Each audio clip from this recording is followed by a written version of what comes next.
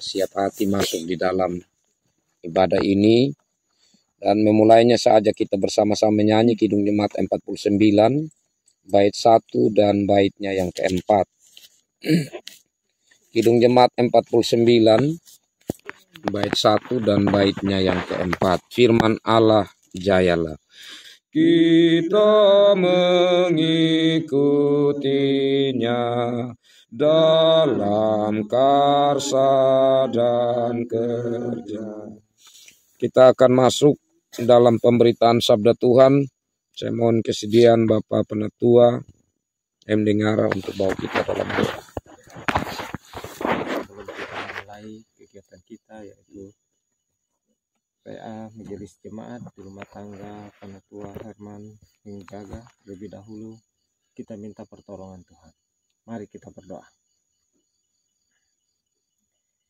Ya Allah, ya Bapa yang bertahta dalam kerajaan surga, terima kasih ya Tuhan, terima kasih ya Yesus atas segala anugerah kehidupan yang telah Engkau berikan kepada kami pribadi lepas pribadi pada saat ini.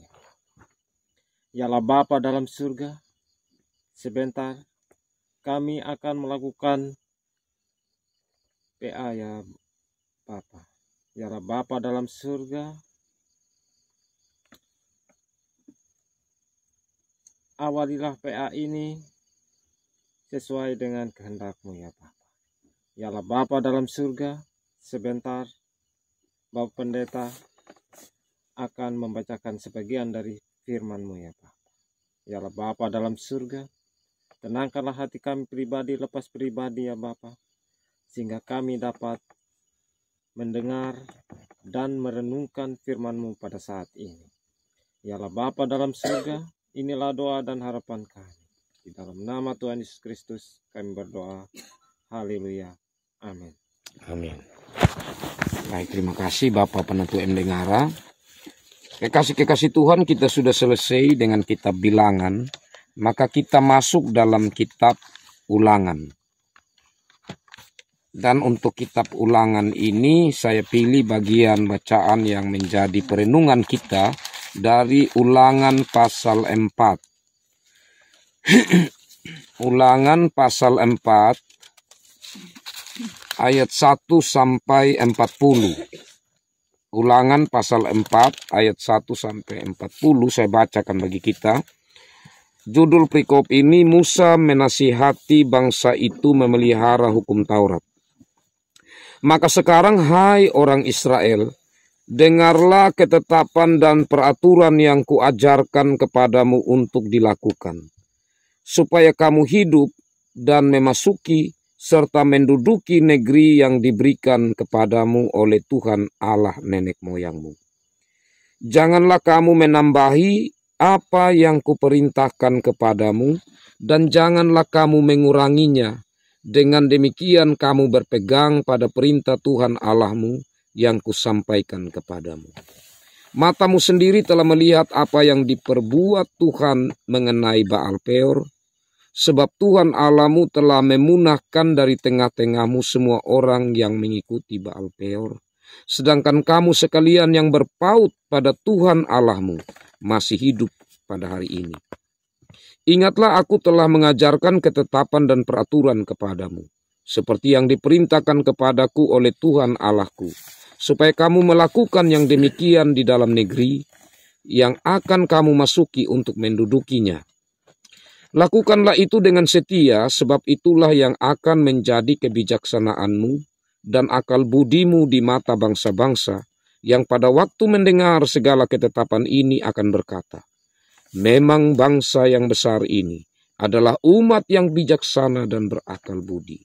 Sebab bangsa besar manakah yang mempunyai Allah yang demikian dekat kepadanya seperti Tuhan Allah kita setiap kali kita memanggil kepadanya? Dan bangsa besar manakah yang mempunyai ketetapan dan peraturan demikian adil seperti seluruh hukum ini yang kubentangkan kepadamu pada hari ini? Tetapi waspadalah dan berhati-hatilah, supaya jangan engkau melupakan hal-hal yang dilihat oleh matamu sendiri itu, dan supaya jangan semuanya itu hilang dari ingatanmu seumur hidupmu.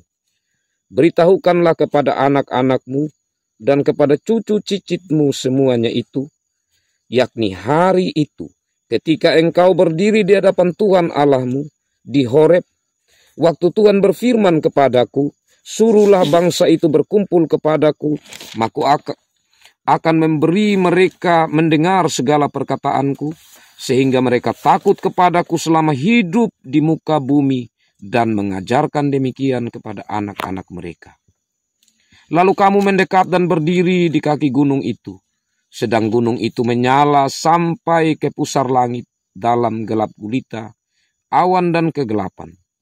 Lalu berfirmanlah Tuhan kepadamu dari tengah-tengah api, suara kata-kata kamu dengar, tetapi suatu rupa tidak kamu lihat, hanya ada suara.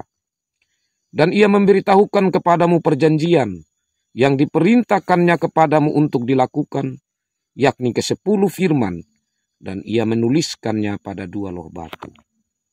Dan pada waktu itu aku diperintahkan Tuhan untuk mengajarkan kepadamu ketetapan dan peraturan, supaya kamu melakukannya di negeri kemana kamu pergi untuk mendudukinya. Hati-hatilah sekali, sebab kamu tidak melihat sesuatu rupa pada hari Tuhan berfirman kepadamu di Horeb dari tengah-tengah api, supaya jangan kamu berlaku busuk dengan membuat bagimu patung yang menyerupai segala berhala apapun, yang berbentuk laki-laki atau perempuan, yang berbentuk binatang yang di bumi, atau berbentuk burung bersayap yang terbang di udara, atau berbentuk binatang yang merayap di muka bumi, atau berbentuk ikan yang ada di dalam air di bawah bumi. Dan juga supaya jangan engkau mengarahkan matamu ke langit, sehingga engkau melihat matahari, bulan dan bintang, segenap tentara langit, engkau disesatkan untuk sujud menyembah dan beribadah kepada sekaliannya itu, yang justru diberikan Tuhan Allahmu kepada segala bangsa di seluruh kolong langit sebagai bagian mereka. Sedangkan Tuhan telah mengambil kamu dan membawa kamu keluar dari dapur peleburan besi, dari Mesir, untuk menjadi umat miliknya sendiri, seperti yang terjadi sekarang ini. Tetapi Tuhan menjadi murka terhadap aku oleh karena kamu, dan ia bersumpah bahwa aku tidak akan menyeberangi sungai Yordan, dan tidak akan masuk ke dalam negeri yang baik, yang diberikan Tuhan Allahmu kepadamu menjadi milik pusakamu. Sebab aku akan mati di negeri ini, dan tidak akan menyeberangi sungai Yordan, tetapi kamu akan menyeberanginya, dan menduduki negeri yang baik itu. Hati-hatilah, supaya jangan kamu melupakan perjanjian Tuhan Allahmu, yang telah diikatnya dengan kamu, dan membuat bagimu patung yang menyerupai apapun yang oleh Tuhan Allahmu dilarang kau perbuat. Sebab Tuhan Allahmu adalah api yang menghanguskan, Allah yang cemburu. Apabila kamu beranak cucu, dan kamu telah tua di negeri itu, lalu kamu berlaku busuk dengan membuat patung yang menyerupai apapun juga, dan melakukan apa yang jahat di mata Tuhan Allahmu, sehingga kamu menimbulkan sakit hatinya, maka aku memanggil langit dan bumi menjadi saksi terhadap kamu pada hari ini, bahwa pastilah kamu habis binasa dengan segera dari negeri kemana kamu menyeberangi sungai Yordan untuk mendudukinya. Tidak akan lanjut umurmu di sana, tetapi pastilah kamu punah. Tuhan akan menyerahkan kamu di antara bangsa-bangsa, dan hanya dengan jumlah yang sedikit, kamu akan tinggal di antara bangsa-bangsa kemana Tuhan akan menyingkirkan kamu. Maka di sana kamu akan beribadah kepada Allah buatan tangan manusia, dari kayu dan batu, yang tidak dapat melihat, tidak dapat mendengar, tidak dapat makan, dan tidak dapat mencium. Dan baru di sana engkau mencari Tuhan Allahmu dan menemukannya, asal engkau menanyakan Dia dengan segenap hatimu dan dengan segenap jiwamu. Apabila engkau dalam keadaan terdesak dan segala hal ini menimpa engkau di kemudian hari, maka engkau akan kembali kepada Tuhan Allahmu dan mendengarkan suaranya. Sebab Tuhan Allahmu adalah Allah penyayang. Ia tidak akan meninggalkan atau memusnahkan engkau, dan ia tidak akan melupakan perjanjian yang diikrarkannya dengan sumpah kepada nenek moyangmu.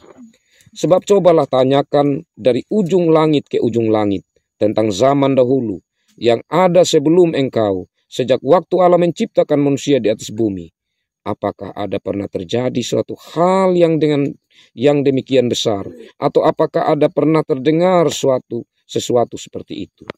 Pernahkah suatu bangsa mendengar suara ilahi yang berbicara dari tengah-tengah api, seperti yang kau dengar dan tetap hidup? Atau pernahkah suatu Allah mencoba datang untuk mengambil baginya suatu bangsa dari tengah-tengah bangsa lain dengan cobaan-cobaan, tanda-tanda, serta mujizat-mujizat dan peperangan, dengan tangan yang kuat dan lengan yang teracung, dan dengan kedahsyatan-kedahsyatan yang besar, seperti yang dilakukan Tuhan Allahmu bagimu di depan matamu? Engkau diberi nasihatnya untuk mengetahui bahwa Tuhanlah Allah, tidak ada yang lain kecuali Dia. Dari langit Ia membiarkan engkau mendengar suaranya, untuk mengajari engkau. Di bumi Ia membiarkan engkau melihat apinya yang besar, dan segala perkataannya kau dengar dari tengah-tengah api. Karena Ia mengasihi nenek moyangmu dan memilih keturunan mereka, maka Ia sendiri telah membawa engkau keluar dari Mesir dengan kekuatannya yang besar, untuk menghalau dari hadapanmu bangsa-bangsa yang lebih besar dan lebih kuat daripadamu, untuk membawa engkau masuk ke dalam negeri mereka dan memberikannya kepadamu menjadi milik pusakamu, seperti yang terjadi sekarang ini. Sebab itu ketahuilah pada hari ini dan camkanlah bahwa Tuhanlah Allah yang di langit di atas dan di bumi di bawah, tidak ada yang lain. Berpeganglah pada ketetapan dan perintahnya yang kusampaikan kepadamu pada hari ini, supaya baik keadaanmu dan keadaan anak-anakmu yang kemudian, dan supaya lanjut umurmu di tanah yang diberikan Tuhan Allahmu kepadamu untuk selamanya. Demikian bagian sabda Tuhan. Berbahagialah kita yang selalu rindu akan firman Tuhan dan melakukan dalam hidup sehari-hari. Shalom. Baik rekan-rekan sekerja, saya akan membagikan dulu. Jadi sambil dibagikan, Bapak Mama, rekan-rekan sekerja kekasih, kitab Ulangan ini, kalau kita baca kitab Keluaran itu mirip sekali. Ya, namanya mirip pasti tidak sama kan. Tidak samanya yang paling jelas karena disampaikan dalam bentuk khotbah. Jadi apa yang telah tertulis dalam kitab Keluaran muncul lagi dalam kitab Ulangan, tetapi saat disampaikan lewat kitab Ulangan itu dalam bentuk khotbah. Kurang dua ya.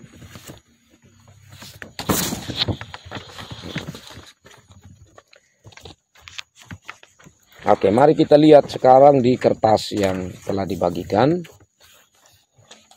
1 Romawi pendahuluan atau prolog sejarah. Jadi ada dibagi 4 ini Bapak Mama, ini kitab Keluaran kalau dari segi strukturnya ya. Jadi yang pertama itu Ulangan pasal 1 ayat 1 sampai pasal 4 ayat 43. Itu pendahuluan atau prolog sejarah. Musa mengulang sejarah perjalanan Israel sejak keluar dari Mesir sampai di Moab sebagai pengingat akan kesetiaan dan disiplin Allah. Pasal 1 ayat 1 sampai 5 itu kalimat pengantar yang disampaikan Musa di tanah Moab. Kemudian pasal 1 ayat 6 sampai pasal 3 ayat 29, di situ diceritakan sejarah perjalanan dari Horeb sampai kemenangan atas Sihon dan Og.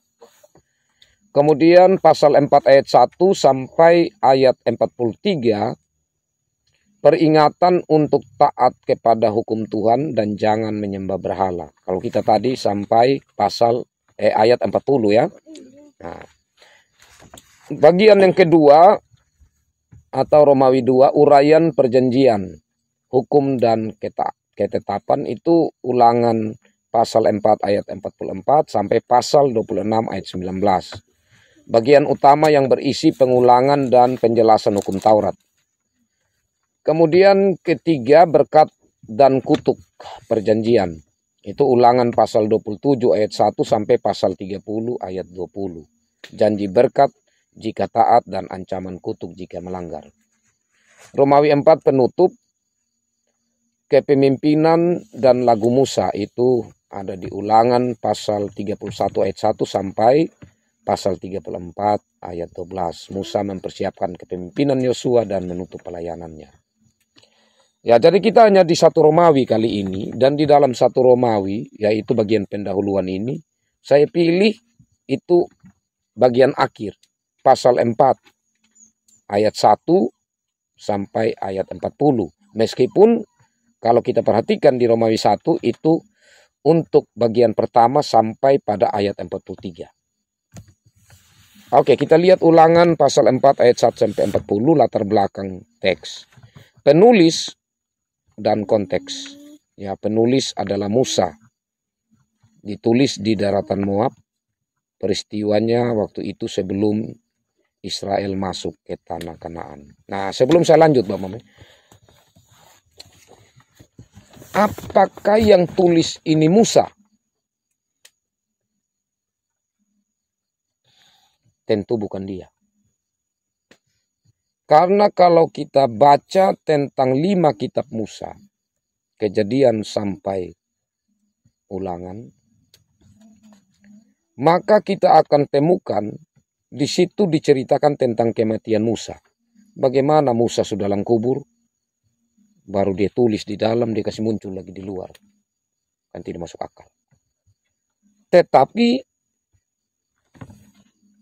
para teolog menyepakati bahwa 5 kitab itu disebut kitab Musa, termasuk Ulangan, kitab Ulangan dikatakan ditulis oleh Musa. Maksudnya, karena di situ ide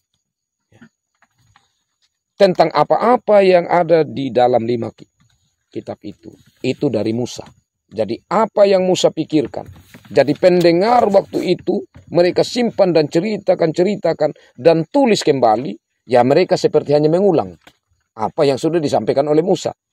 Kalau begitu tetap penulisnya adalah Musa, meskipun secara langsung bukan dia yang tulis. Itu supaya kita pahami ya kenapa dinamakan kitab Musa sampai juga termasuk kitab Ulangan. Posisi teks. Bagian akhir prolog sejarah dalam bagian kitab Ulangan yang tadi itu ya, kalau kita lihat di bagian hitam Romawi 1 yang terakhir, ya dia ada di bagian pasal 1 ayat 1 sampai pasal 4 ayat 23.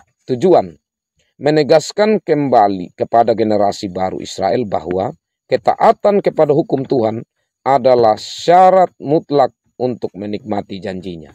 Jadi satu perikop bacaan kita tadi tujuannya itu. Atau kalau kita mau katakan bahwa kalau temanya tentang ketaatan kepada hukum Tuhan, maka subtemanya agar generasi baru bangsa Israel taat pada hukum Tuhan sebagai syarat mutlak untuk menikmati janjinya. Kondisi umat. Jadi pada saat itu mereka yang telah menyaksikan karya Allah atau yang keluar dari Mesir dan menikmati, melihat, merasakan kemenangan melawan raja-raja, tetapi juga tahu akibat ketidaktaatan. Nah, kenapa ini kekasih-kekasih Tuhan? Karena waktu itu yang Musa sampaikan ini generasi kedua. Generasi pertama selesai sudah. Karena mereka memberontak terhadap Tuhan, maka generasi pertama yang keluar, mereka tidak diperbolehkan masuk ke tanah perjanjian. Kemudian di 2 rum, pembagian dan isi. Kitab Ulangan pasal 4 ayat 1 sampai 40. Yang pertama, panggilan untuk taat itu ayat 1 sampai 8. Musa memerintahkan Israel untuk mendengar. Ya, jadi kalau bahasa Ibraninya sema. Sema itu dengarlah. Kalau ada kata sema itu bukan sekedar murangu ya, tapi murang pekalung. Dengar serius, dengar baik-baik, bukan sekedar dengar saja. Itu sema. Dan melakukan, sudah dengar secara serius, tetapi tidak sekedar untuk itu, tapi harus dilanjutkan dengan melakukan. Dalam hal ini ketetapan Allah. Selanjutnya, ketaatan membawa kehidupan dan kepemilikan tanah perjanjian. Jadi syarat hidup dan menjadi pemilik dari tanah perjanjian yaitu taat. Berarti kalau tidak taat, tidak hidup. Tidak taat berarti bisa diusir dari tanah itu. Selanjutnya, hukum Tuhan tidak boleh ditambah atau dikurangi. Ini prinsip kemurnian wahyu. Apa yang dimaksudkan oleh Musa saat mengatakan ini? Apakah hurufiah? Artinya kalau dikatakan jangan ada padamu Allah lain di hadapanku dan seterusnya, itu tidak boleh salah sedikit, tidak boleh ada sedikit kata yang hilang atau yang ditambahkan sedikit, bukan itu. Tapi jangan sampai inti dari maksud itu yang hilang. Itu yang tidak boleh. Atau tidak boleh ditambahkan yang membuat maksud dari hukum itu dia hilang. Seperti begini, saya kasih contoh. Di situ dalam hukum ke-10, dalam hukum ke-5, ke berapa, hormatilah ayahmu, ke-5 ya. Nah, supaya lanjut umurmu. Itu hukum yang mutlak harus dilakukan. Tapi nanti ada jabaran, tafsiran, tambahan-tambahan lagi dari hukum itu.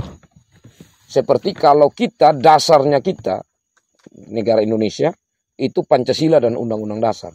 Tapi nanti dia bisa kembangkan di P4, Pedoman Penghayatan Pengamalan Pancasila. Atau dikembangkan di dalam aturan-aturan yang ada di negara ini, ya, yang tidak boleh keluar rohnya dari dasar itu. Nah, seperti itu juga bangsa Israel. Tetapi saat mereka melakukan begini, ada persembahan, yang mereka sisihkan begitu ya. Macam contohnya ada kambing yang mereka sisihkan, ini untuk orang tua saya nanti. Ya. Tapi kemudian waktu dia harus memberi persembahan di gereja, dalam hal ini sinagoge atau bait Allah ya, bait Allah. Tapi waktu itu dia tidak punya kambing. Kambing yang dia sudah sisihkan untuk dia punya orang tua ini, dia ambil untuk bawa ke sana. Itu menurut aturannya mereka, berarti itu boleh. Tapi itu sebenarnya dari inti hukum Tuhan itu salah. Kenapa? Karena memang itu sudah khusus untuk orang tua. Apa yang sudah dikhususkan untuk orang tua, itu sudah ditetapkan dan sudah diikat di dalam Tuhan. Ya. Harus cari cara lain. Apa yang sudah dikhususkan, dinasarkan untuk itu, tidak boleh diganggu-gugat. Ya, tetapi mereka waktu itu buat aturan seperti itu kan sama dengan menambahkan. Itu yang dimaksudkan ya. Bisa pahami. Oke, kita lanjut. Umat lain akan melihat kebijaksanaan Israel melalui hukum ini. Ya, jadi dengan ketaatan mereka lewat hukum Tuhan yang sungguh-sungguh mereka lakukan, maka akan menjadi teladan, akan menjadi berkat bagi bangsa-bangsa lain untuk belajar tentang komitmen mereka. Kemudian yang kedua, peringatan melawan penyembahan berhala, itu ayat 9 sampai 20. Ingat pengalaman di Horeb. Allah berbicara dari api tanpa wujud. Ayat 12. Artinya Allah tidak boleh digambarkan dalam bentuk apapun. Jangan membuat patung atau menyerupai ciptaan. Ayat 15 sampai 18. Penyembahan berhala adalah pelanggaran perjanjian yang akan mengundang murka Allah. Ayat 19 sampai 20. Nah, ini pertanyaannya, kenapa? Kok hanya sekedar buat? Karena pada waktu itu, itu seni sudah mulai meningkat. Orang sudah mulai suka akan hal-hal yang berhubungan dengan seni. Jadi mereka melihat bintang, mereka melihat matahari, mereka mulai ukir. Baik itu dari batu, baik itu dari kayu. Mereka melihat ikan, mereka mulai ukir. Tetapi hati mereka sudah mulai terpaut. Perlahan-lahan mereka tenggelam dalam seni itu. Dan mulai memandang bahwa ini hal yang sangat berharga. Ini pasti punya kekuatan. Dan itulah yang terjadi pada bangsa-bangsa di luar Israel. Yang mereka lakukan, yang mereka sembah, Karena itu jangankan sembah, tetapi membuat itu tidak boleh. Oh, kalau gitu sekarang kita tidak boleh buat, boleh. Tetapi untuk konteks waktu itu, karena mereka mudah terjebak. Karena di sekitar mereka itu memang, atau bangsa-bangsa lain ya seperti itu. Jadi itu yang tidak boleh. Nah, berhubungan dengan penyembahan apalagi. Dan penyembahan ini memang merendahkan diri manusia sendiri. Kenapa? Karena itu semua diciptakan oleh Allah sebelum Allah menciptakan manusia. Artinya bahwa manusia sebagai makhluk yang tertinggi karena ia adalah gambar dan rupa Allah sendiri yang harus menguasai semua karena Allah memberi kuasa semuanya itu kepada manusia. Berarti saat manusia menyembah, maka berarti manusia menempatkan dirinya di bawah yang sebenarnya harus dia kuasai. Ya, itu yang mereka harus ingat dan pegang teguh. Bagian ketiga, peringatan akan akibat ketidaktaatan. Ayat 21 sampai 31. Musa sendiri dilarang masuk Kanaan karena ketidaktaatan. Ya, saya pikir waktu yang lalu itu kita ingat ya, yang disuruh untuk berbicara terhadap batu, tetapi Musa memukul batu. Kenapa Harun juga ikut masuk? Karena waktu Tuhan suruh, itu Harun juga ada berdiri di situ. Dengar langsung apa yang Tuhan suruh. Saat Musa pukul satu kali, seharusnya Harun langsung tegur. Tapi Harun diam. Musa pukul lagi yang kedua. Disitulah Tuhan sampai bilang Musa dan Harun tidak boleh masuk. Saya ulang, Musa sendiri dilarang untuk masuk Kanaan karena ketidaktaatan. Itu ada di ayat 21 sampai 22. Ini memberi teladan atau peringatan bahwa tidak ada yang kebal terhadap disiplin Allah. Israel akan tercerai di antara bangsa-bangsa jika menyembah berhala. Ya, konsekuensi dari kalau menyembah berhala, mereka pasti tidak akan bisa bersatu. Itu ayat 25 sampai 28. Namun Allah penuh rahmat, jika mereka bertobat, Dia akan mengampuni. Ini berbicara kesempatan, momen yang Allah sediakan. Berarti itu hal yang sangat penting, karena kesempatan itu bisa tidak didapatkan karena mereka mati. Selagi masih ada siang, selagi masih ada terang, maka kesempatan itu masih ada. Ayat 29 sampai 31. Bagian 4, kesaksian tentang keunikan Allah. Itu ayat 32 sampai ayat terakhir tadi bacaan kita, ayat 40. Tidak ada bangsa yang mengalami karya seperti Israel. Allah berbicara langsung dan membebaskan mereka dengan kuasa. Kesaksian sejarah menunjukkan bahwa Tuhan adalah Allah, tidak ada yang lain. Ayat 35 dan 39. Ayat 40 atau ayat terakhir itu sebuah kesimpulan.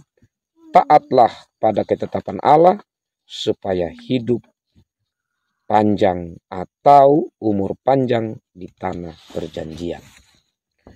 Masuk di Romawi 3, pokok-pokok teologis atau pesan-pesan teologis atau tema-tema teologis penting dari perikop tadi. Otoritas firman Allah. Firman tidak boleh ditambah atau dikurangi. 2, ibadah murni. Allah harus disembah sesuai dengan wahyunya, bukan selera manusia. Atau sesuai dengan apa yang Allah sudah katakan cara penyembahan kepadanya. Bukan dengan tafsiran manusia bagaimana cara menyembah Allah. 3, kekudusan Allah. Penyembahan berhala adalah pelanggaran serius terhadap perjanjian. 4, keadilan dan kasih Allah. Allah menghukum dosa, tetapi juga menyediakan jalan kembali. 5, kesaksian kepada dunia. Ketaatan umat menjadi terang bagi bangsa-bangsa.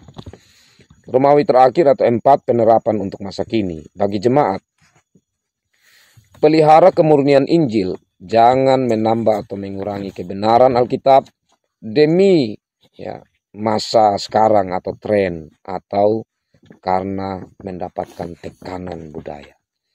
Yang kedua, jauhi bentuk berhala modern.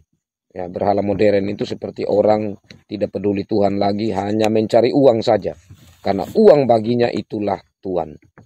Kemudian orang yang melakukan segala hal untuk jabatan dan hal-hal yang negatif ia dapat atau cari atau tempuh untuk mendapatkannya. Kemudian untuk ketenaran atau popularitas. Ya, orang untuk tenar bisa saja melakukan segala cara yang menggeser Tuhan dari pusat hidup. Jadi tidak boleh hal lain menggantikan Tuhan itu sebagai pusat hidup. Yang ketiga, ingat bahwa ketaatan adalah kesaksian bagi dunia tentang siapa Allah yang kita sembah. Nah, ini khusus bagi kita majelis jemaat. Seperti Musa, tetap rendah hati dan sadar bahwa pelanggaran membawa konsekuensi, dan Musa mengakui itu ya. Dan kedua, tugas utama adalah mengingatkan umat akan karya Allah dan memanggil mereka kembali kepada perjanjian. Jadi di sini kita dipanggil seperti Musa. Dalam tanggung jawab tetap ingatkan. Ya. Meskipun kalau kita renungkan nih Bapak Mama, ini Musa ini memang tetap rendah hati dan dia sungguh orang yang kemudian menyadari akan panggilannya.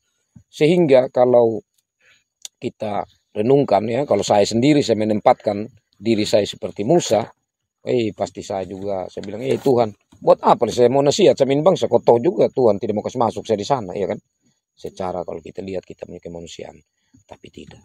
Meskipun dia sudah mendapatkan konsekuensi seperti itu dari Tuhan, tetapi tanggung jawabnya dia tetap lakukan.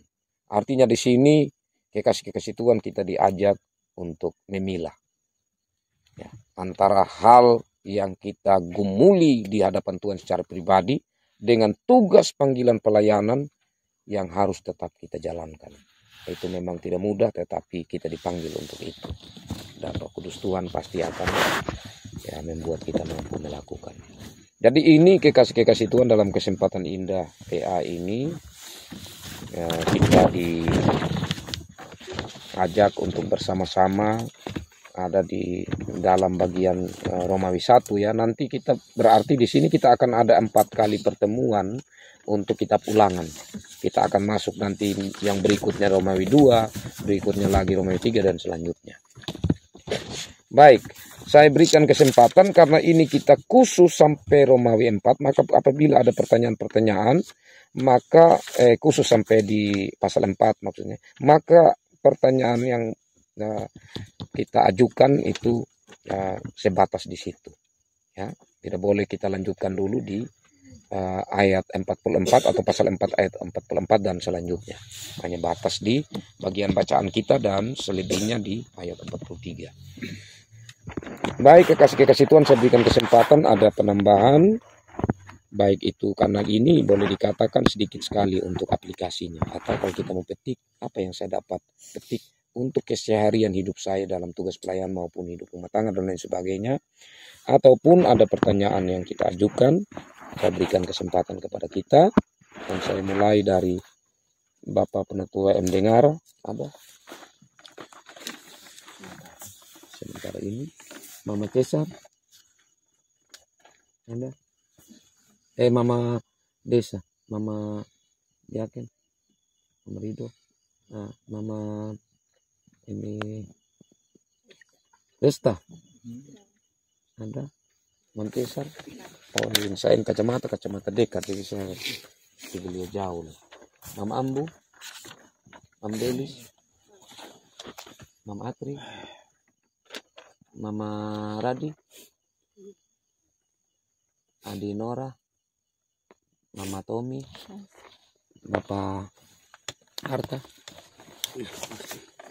ya, Bapak Pinus, Mam Jin, Mam Bian, ini Elga. Oke. Baik, kekasih Tuhan, kiranya meskipun agak cepat ya saya sampaikan tadi, tapi saya percaya bahwa kita dapat mengikutinya meskipun tidak terlalu semuanya atau tidak terlalu begitu banyak ya, tetapi karena ini adalah awal dari kitab Ulangan, memang hal yang sangat penting karena kita akan tahu akhirnya kita harus tahu dulu awalnya. Jadi apa yang menjadi pendahuluan atau pengantar ini, ya, kiranya kita bisa ikuti, karena seluruh kitab Ulangan itu dia berbicara tentang satu tema penting, yaitu perjanjian. Janji yang diikat oleh Allah dengan Musa, oleh Allah dengan umat Israel yang akan masuk ke tanah perjanjian. Biarlah kita sebagai rekan-rekan sekerja Tuhan Yesus Kristus yang kali ini ada dan mendengar, saya sangat merindukan untuk kita terus mengikuti, sehingga di setiap bagian-bagian, yaitu bagian 2, 3, dan 4 nanti kita tidak putus. Kita dapat terus mengikutinya dengan baik. Karena saya percaya bahwa Tuhan akan melimpahkan kita hikmat untuk kita semakin menangkap isi hati Tuhan lewat firman-Nya yang Ia mau sampaikan pada kita ini dan di sini. Tuhan memberkati firman-Nya dan memberkati kita semua. Amin.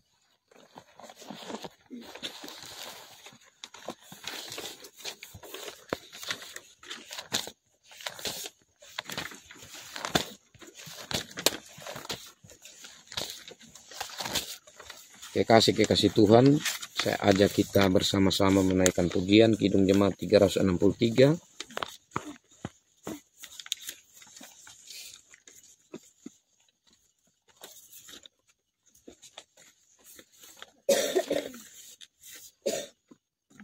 Kita nyanyikan dalam bahasa Kaka, lahiyehu ku harainya na patamoriku, na ati na pawolugu kaloga lahimori, dan kata-kata selanjutnya.